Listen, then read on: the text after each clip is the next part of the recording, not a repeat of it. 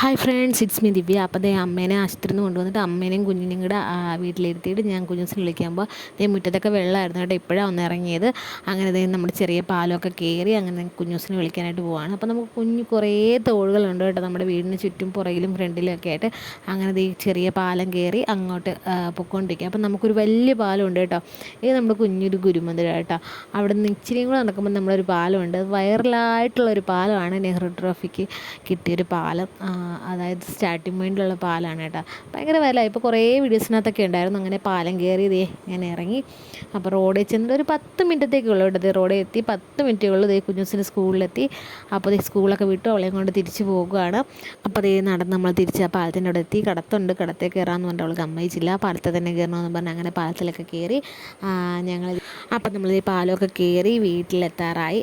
അപ്പോൾ വീഡിയോ കാണുന്നവർ ഇഷ്ടപ്പെട്ടാൽ നമ്മൾ സബ്സ്ക്രൈബ് ചെയ്യാൻ മറക്കരുതേ.